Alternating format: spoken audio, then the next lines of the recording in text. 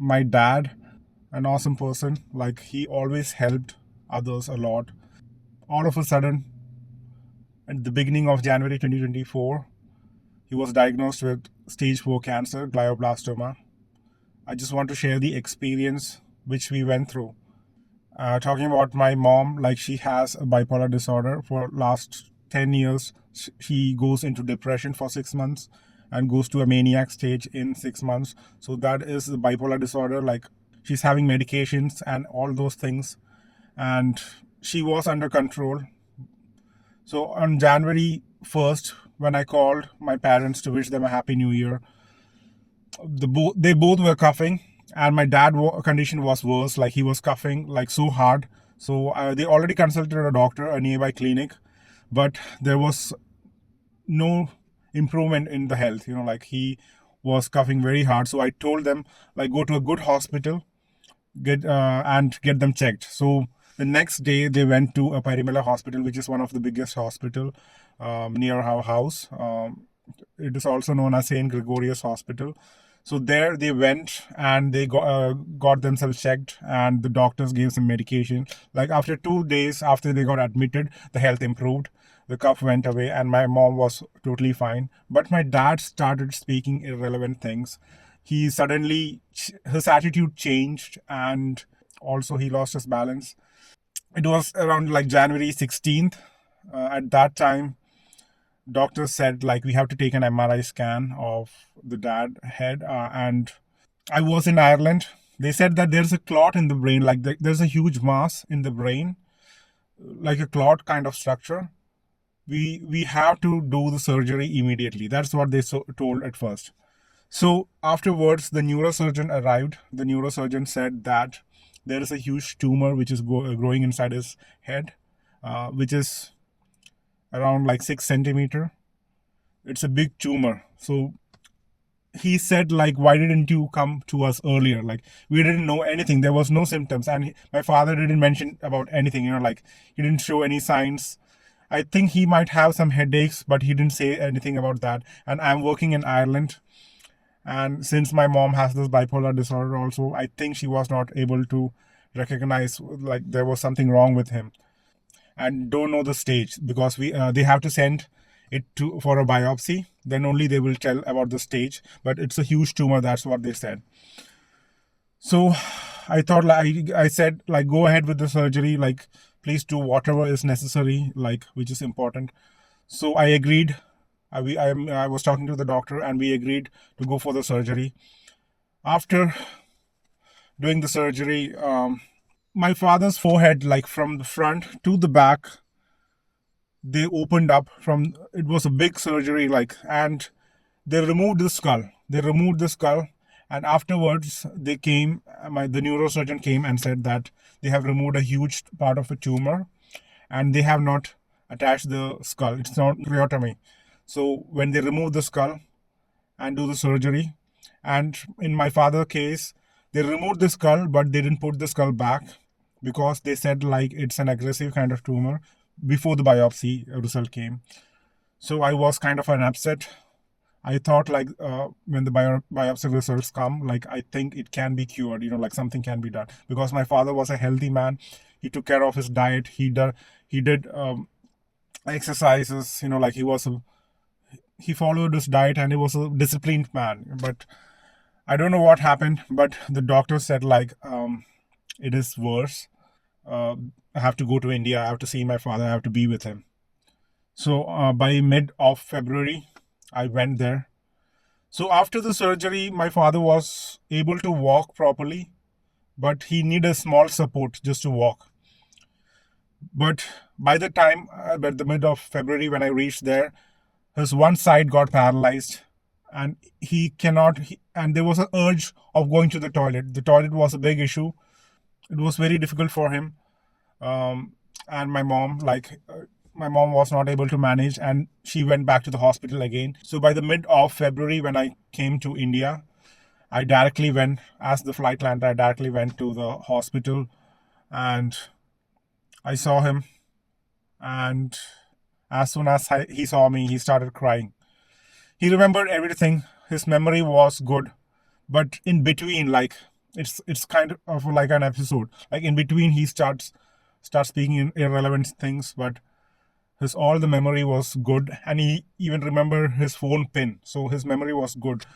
So I immediately went to the doctor, and I got all the reports and the MRI. And doctor said that um, there this is the part of the tumor. It's a huge tumor, and they got the biopsy result also, and they said that it's a stage 4 cancer. It's known as glioblastoma. I didn't know anything about that. They said that it is an aggressive kind of cancer. um, it the maximum survival of my father, like the time frame, was 6 to 9 months because the surgery was done. I said, is there any hope? So they said that there is no hope and no cure for this disease. I didn't lose hope. And after, like, for 5 days in the hospital, I was with him. After 5 days in the hospital, I felt like I have to take him to the home because change of environment, and it will affect his mental health also. Like, so I took him to my house, and I bought this adjustable bed also, like everything which I could do to help him. So every arrangement was done in the home. I cleaned the whole house before moving him to the house. And suddenly, like, I thought like I could do something to bring him back, like.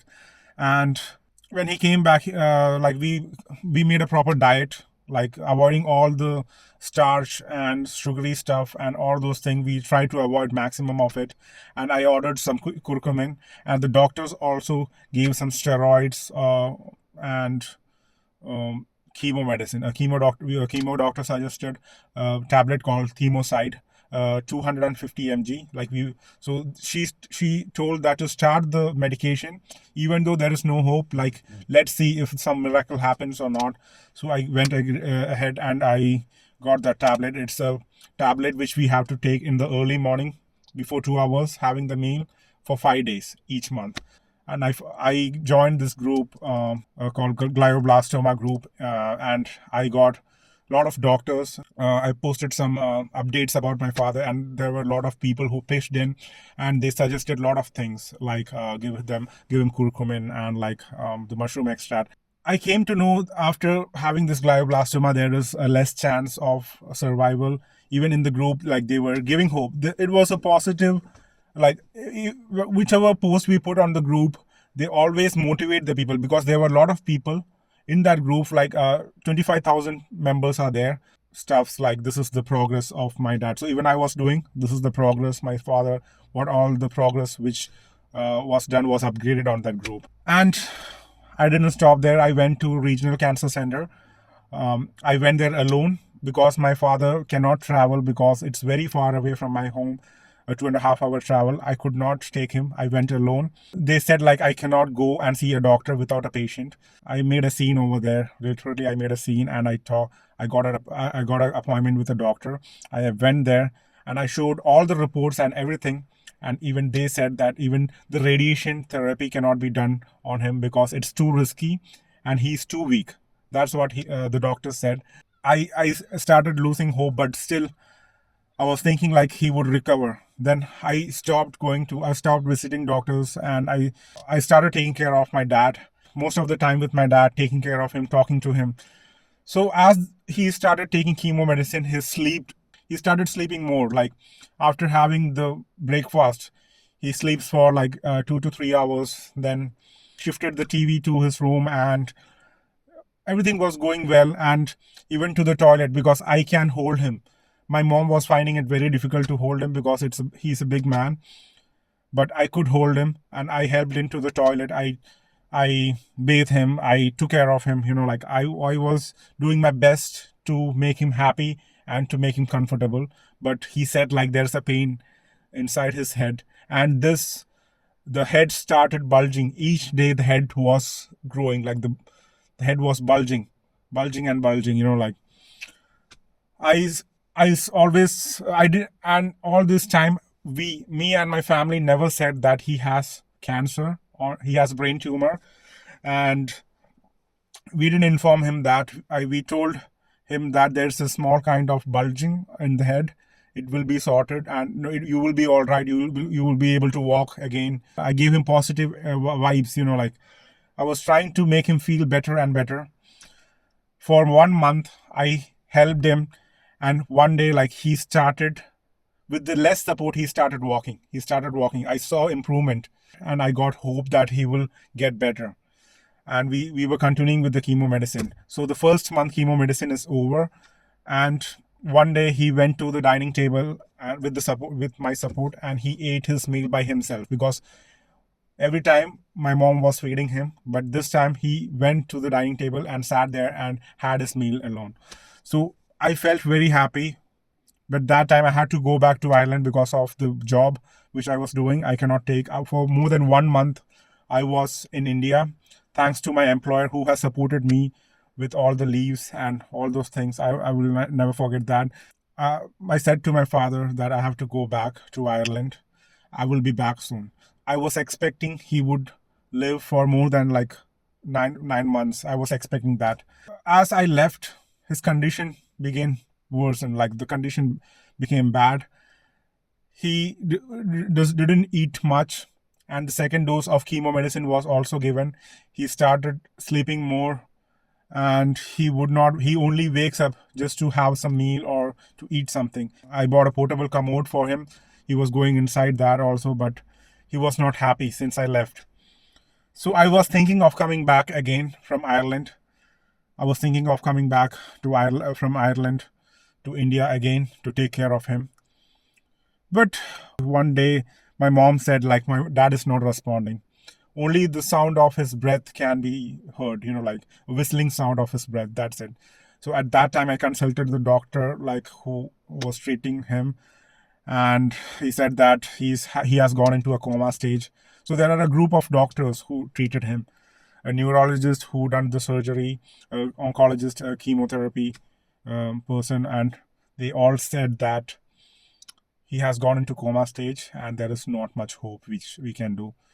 So they said to bring him to the hospital, but one of our friend, a local hospital, a local doctor who came and saw him and said that there is no hope. Even you take him to the hospital, they will put on ventilator. So it is not a good idea to take him to the hospital. At that day, April 6th, at 5:30 p.m., my dad passed away. It was, and my mom called me, and it was expected. We knew that, but we didn't expect this early. And my wife was pregnant, and she was into 7 months at that time. Seventh. She was in her 7th month. I thought, like, my dad would see my baby before he goes, but after the surgery was done on January 22nd, and my dad passed away on April 6th. And I couldn't do anything. I booked an emergency ticket, and I came back to India, and I did all the cremation things and everything. Then also my employer supported me. I stayed there with my mom for 1 month, because I'm the only son to my parents. Me, my mom, and my dad. I'm the only son to my parents, so I did all the things which is necessary. And my mom did not, at that time, she was about to go into the depression mode, because she has this bipolar disorder, but she was taking medication, and I stood by her side, and I had to come back again to Ireland.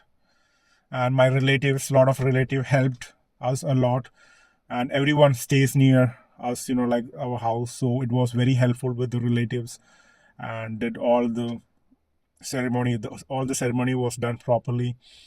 But glioblastoma is a very cruel kind of disease. There is no hope for this disease. We tried everything. I hope in future some kind of medicines or something could come up and save a lot of people who are suffering from cancer.